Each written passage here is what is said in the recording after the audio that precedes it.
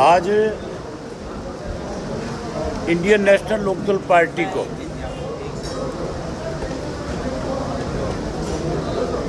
स्वामी जी ने अपना एक कैंडिडेट खड़ा किया था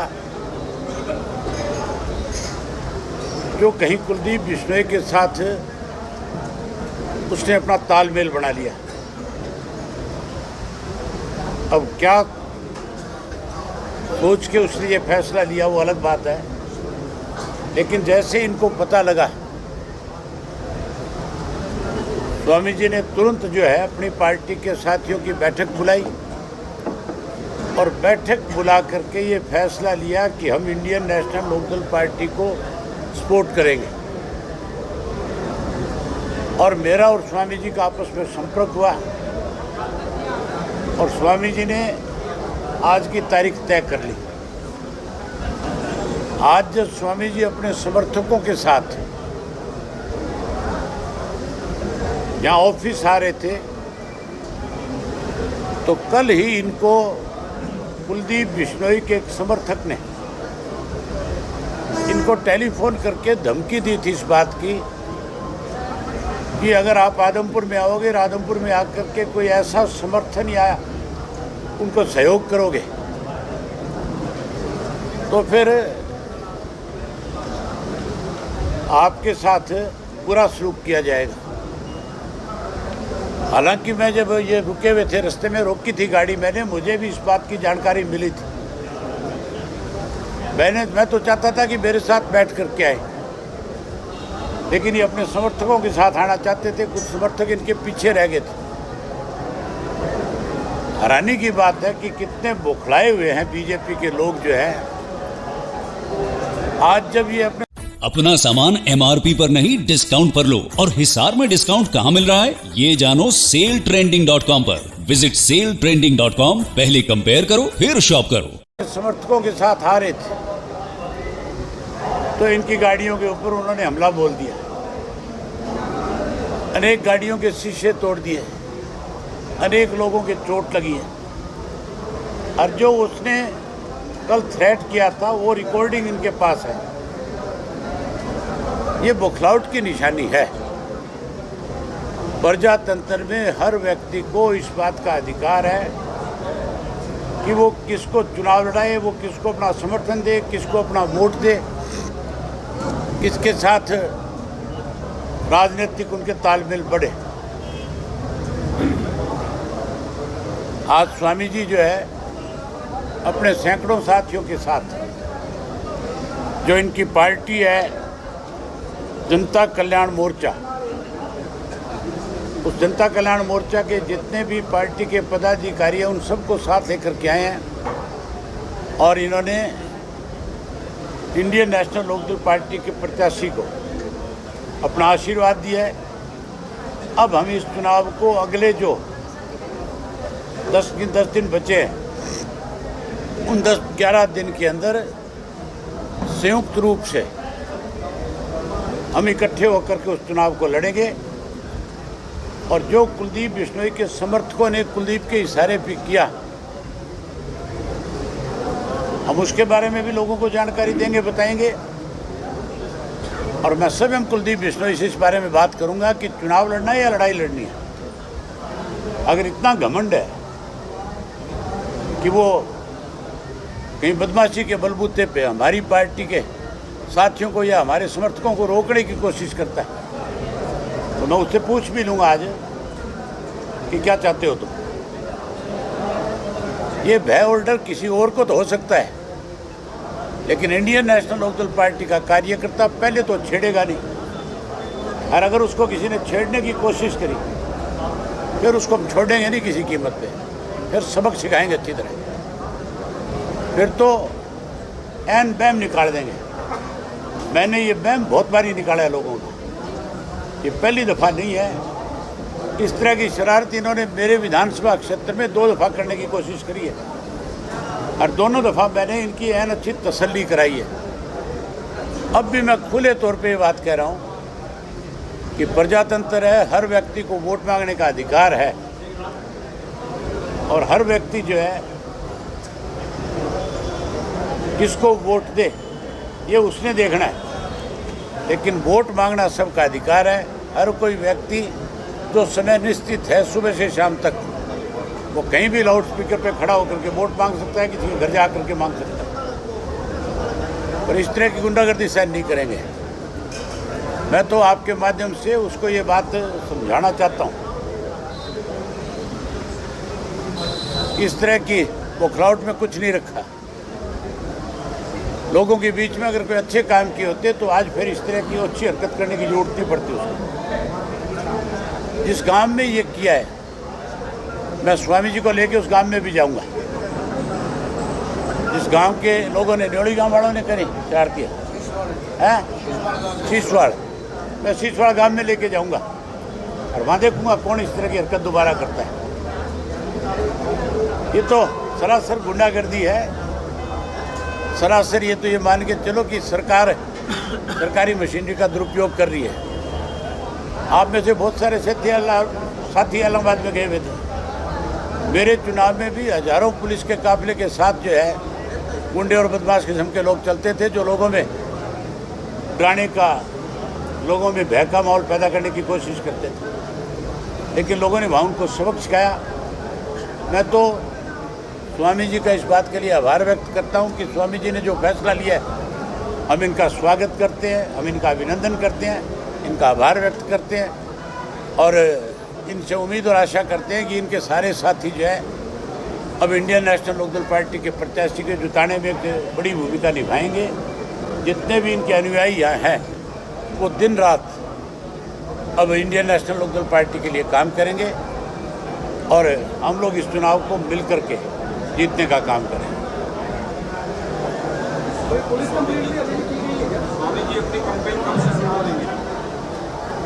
स्वामी जी, आपने कोई पुलिस कंप्लेंट कराई है? हाँ, मैंने पहले इन्फॉर्मेशन दे दी, एसएचओ को टेलीफोन कर दिया और शुरू में तो उनका बयान आया था कि आप क्यों आते हैं फिर इनको समर्थन देने। ये एसएचओ की बता रहा हूँ, वो भी रिकॉर्डिंग है। और उसके बाद जिसकी ड्यूटी लगाई उसने बताया, महाराज जी मैंने रिकॉर्डिंग कर ली, रे सूचना दी है कि तुरंत बाद टेलीफोन आया कि भाई कहाँ है, आप किधर से आ रहे हो, कौन सा रास्ता है, हम पुलिस भेजेंगे। तो इस प्रकार का वाक़या हुआ है।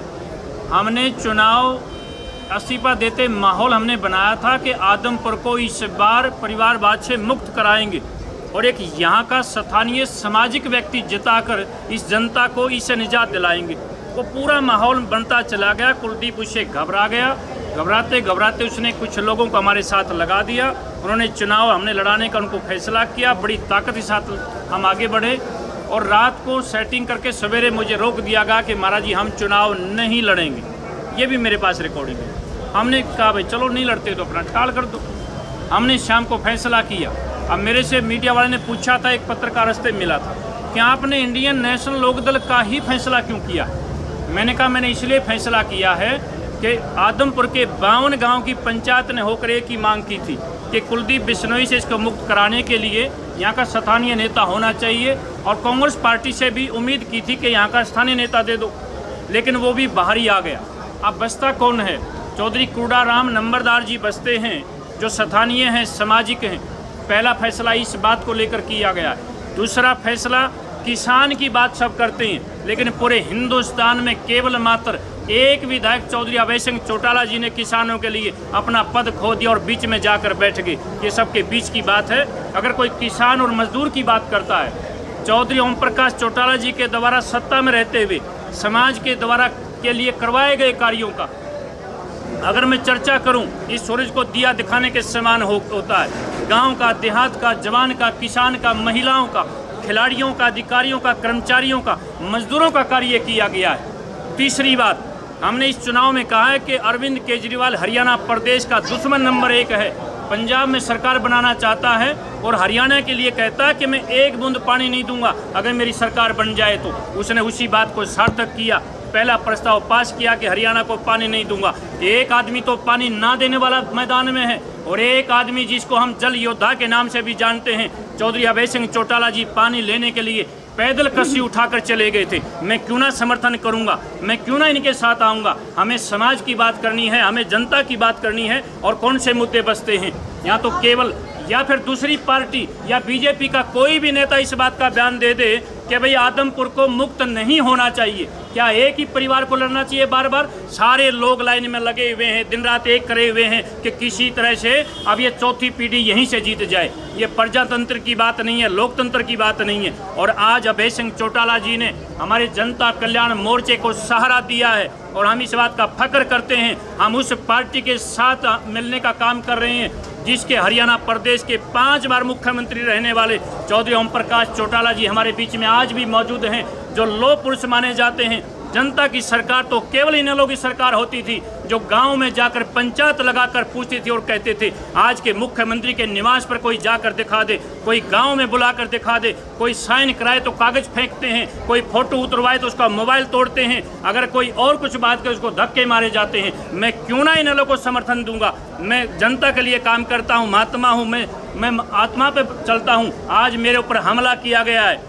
कुलदीप बिश्नोई जी के समर्थक बार बार बाई नेम उस पर लिखते रहते हैं कि बाबा जी आपको वापस नहीं जाने दिया जाएगा। अब मैं कैसे डर सकता हूँ? साधु संत कभी वापस नहीं मरते हैं, संत शेर और सुरमा आगे आगे बढ़ते हैं। जन्नी जने तो भक्त जन या दाता या सूर, ना तो जन्नी बांजरे कहें गवाए नूर। मैं बाजी लगा कर आया हूँ और मेरे 10,000 पदाधिकारी हैं, पूरे हरियाणा प्रदेश के आदमपुर के अंदर रहेंगे। यहाँ कोई हमारा पहचानने वाला नहीं है क्या?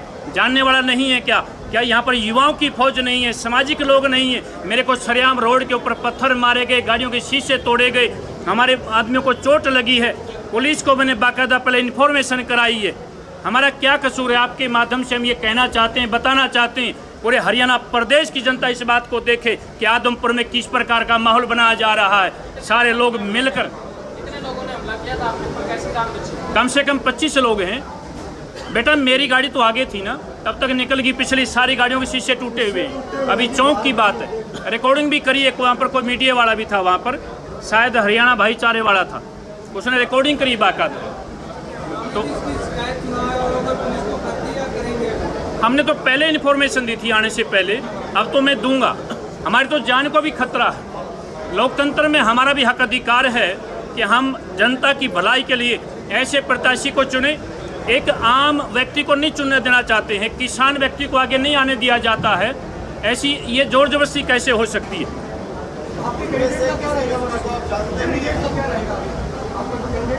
अरे जब कैंडिडेट कोई तो कुलदीप ने सबसे पहले अपना बना लिया। रात को मैं 11 बजे यहाँ से गया हूँ, हिसार में ठहरा हुआ हूँ और सवेरे मैं फ़ोन करता हूँ कि भाई मैं कितने बजे कहाँ पहुँचूँ, ऑफिस पे आऊँ या सीधा जाऊँ? 10 मिनट में बताते हैं जी। बड़ी स्पीडली मेरे पास ऑन रिकॉर्ड में बातें करता हूँ, मैं कोई ऐसे वर्बली बात नहीं करता हूँ। मुझे फ़ोन किया गया कि स्वामी जी हम चुनाव नहीं लड़ना चाहते। मैंने कहा बेटा मेरे पास पहले से इन्फॉर्मेशन ये आ रही थी कि आप कुलदीप के इशारे पर बात करोगे। आपके घर में फ़ोटो टंगे देखे मैंने कुलदीप बिश्नोई के साथ। मुझे कहा गया कि ये तो हमने छोड़ दिया है, प्लांट किया गया है, पत्थर और डंडों से मारा गया है। आप वीडियो में देखेंगे। हाँ पहचानते। मैं तो बाई ने अभी चौधरी अभय सिंह जी ने जो बात कही थी, हम मिथ्या बात कभी नहीं करवाते हैं। सीसवाल के एक सरपंच ने रात को फ़ोन किया है और हमारे प्रदीप प्रजापति ने जब ये कहा कि हमें मालूम है तुम किन के जोर पे बोल रहे हो, उसने कहा मालूम है ना, तो कुलदीप बिश्नोई ने उसने कहा कि कुलदीप बिश्नोई ने हमें ये कहा है कि बाबा को आने मत देना, तुम लठ लेके खड़े हो जाना, पुलिस को मैं भेज दूंगा। ये रिकॉर्डिंग की बात है, हम पॉलिटिकल बात नहीं करते। पहले इन्फॉर्मेशन दे दी भाई एसएचओ को, शिकायत ही तो होगी।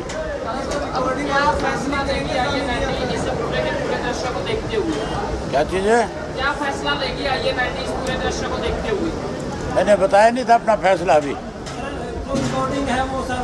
तो मैंने बताया था कि प्रजातंत्र है, प्रजातंत्र में हर आदमी को अधिकार है वोट मांगने का और जाकर के जिन लोगों की कमियां हैं उनको उजागर करना और बताना। अगर कोई बौखलाहट में आकर के इस तरह की अच्छी हरकत करता है तो उसका जवाब हमें बहुत अच्छी तरह से देना आता है।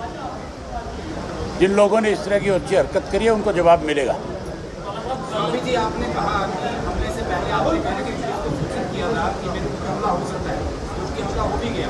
क्या हमले के बाद आप जो है पुलिस को या अभी रास्ते में पुलिस की गाड़ी मिली थी, मैंने गाड़ी अपनी रोकी और एसएचओ भी थे, उनको मैंने रोक के बताया कि भाई हमने आपको फ़ोन भी कर रखा था आप लोग इतनी देर से जा रहे हो, हमारे लोगों को रोक रखा, पत्थर मार रहे हैं। मैं वहाँ रुकना नहीं था मुझे, मैं सीधा निकल के आया हूँ। उसने कहा मैं जाके देखता हूँ। अभी हमारे हरियाणा प्रदेश की महिला उपाध्यक्ष हैं अनीता दहिया, अभी आई हैं, यहीं खड़ी हैं। उनका पीछे से मैसेज आया कि महाराज जी पुलिस भी मौके पे आ गई है, लेकिन कोई भी बात नहीं कर रहे हैं, खाना पूर्ति कर रहे हैं। हमारी 10 गाड़ियाँ वापस मुड़ गई और बाकी गाड़ियाँ टूट टाट के आगे निकल के आई। चुनाव आयोग ने नोटिस दिया है, लाखों रुपये की माला पहनाने का आरोप है और पैसे लेने का आरोप है सार्वजनिक तौर पर। क्या आप कैसे मत देखते हैं चुनाव? जो बात तो करते हैं कि हम प्रदेश की केंद्र की सरकार से ला करके पैसा खर्च करेंगे, और आप देख रहे हो रोजाना सोशल मीडिया पे, अखबारों में कि वो तो पैसे इकट्ठा करने में लगे हुए हैं। इकट्ठा कर रहे हैं कि नहीं कर रहे हैं? जिनकी नीयत पैसा इकट्ठा करने की नहीं होगी, जिनकी नीयत काम करने की होगी, वो फिर जो पैसा लोग देते हैं उस काम में वहीं वापस कर देते हैं कि भी आप इसको अपने गांव के किसी अच्छे शुभ कार्य में खर्च कर लो। सिंह जी, जैसे स्वामी जी आपको वोट देने आए, मामला हुआ है, वैसे ही आपके साथ कोई भी आने वाला था, आपके साथ कैसे होगा? हमारे साथ आज सिर्फ इन्होंने ज्वाइन करना था और कुछ अफवाहें और फैला रखी थी कि कुछ और लोग भी शामिल होंगे। वो कोरी अफवाहें थी। कोई शामिल होगा, हम आपको बुलाएंगे और बताएंगे कि कौन कौन लोग हमारे साथ शामिल हो रहे हैं। आने वाले समय में बहुत लोग आएंगे, लेकिन हम बाकायदा आपको इन्फॉर्म करेंगे। स्वामी जी, आप चुनावी कैंपेन कब से शुरू करने जा रहे हैं? आज से भाई हमारे तो चालू है, परसों से ही। अभय सिंह जी, अभी आपने कहा कि जहाँ पर स्वामी जी का हमला हुआ आप उस गाँव में जाएंगे, कब आज ही जाएंगे, फिर कब जाएंगे? जाऊंगा, बनाऊंगा कार्यक्रम बना के जाऊंगा। क्यों चिंता करें, तेरे को भी ले चलूंगा।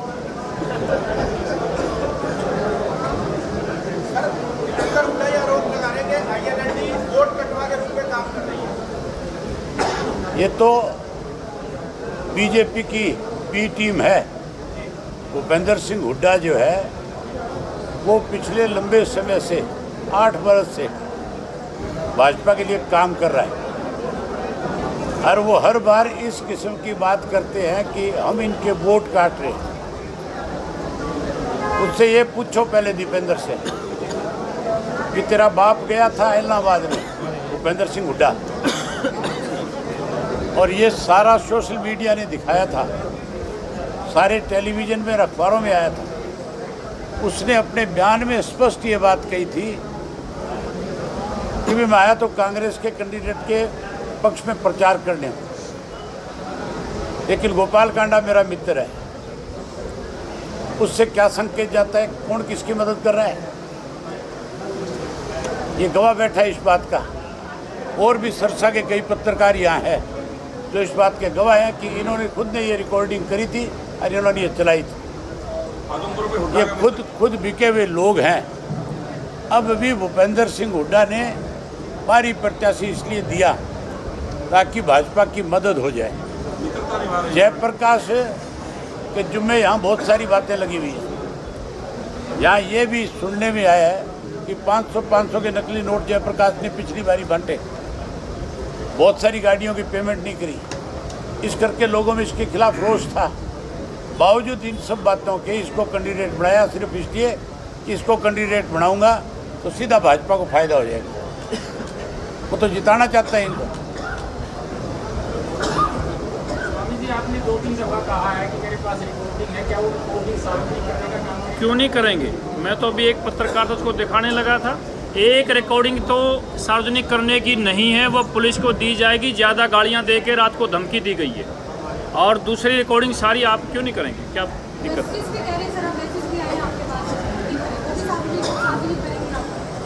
मैसेज बेटा, आपकी जो मीडिया है, एक तो ये बेटा इसकी वो इसने इंटरव्यू लिया है, एक मत ने लिया है, आपके पे लिखे हुए, आप पढ़ो उस पर, आप वाले पे लिखे हुए हैं साफ साफ कि बाबा एक बार एंट्री तो करके दिखाना, हम वापस नहीं जाने देंगे। लिखे हुए हैं भाई, मैं तो साफ कह रहा हूँ, सब जानते हैं। 1 महीने से लिख रहे हैं हम बाबा तेरे को वापस नहीं जाने देंगे, ये आदमपुर है, ये कुलदीप बिश्नोई का है, ये एक ही परिवार का है, इनका गढ़ है। कमाल की बात है, सरेआम हमारे देश के प्रधानमंत्री जी कहते हैं मैं परिवारवाद के खिलाफ हूँ, तो हम भी कहते हैं परिवारवाद के खिलाफ हैं। भाई क्या दोष कर दिया? इस जनता को क्यों आपने गुलाम बना के रख दिया? अब तो समय आना चाहिए। और इस बार ये गढ़ टूट रहा है। चौधरी कुड़ाराम नंबरदार यहाँ से चुनाव जीत रहा है, ये इतिहास बनेगा। कभी किसको इस बात का फहम हो? अब ये बातें नहीं चलने वाली हैं। हाँ तो फिर क्या हो गया? मैं तो आपके बराबर में ऑफिस था मेरा, तो अब षड्यंत्र के हम शिकार हो गए, वो बिक गया, उनके पाड़े में चला गया, तो मैं तो यहीं खड़ा हूँ। ये पार्टी का हक और अधिकार है, डटे हुए हैं।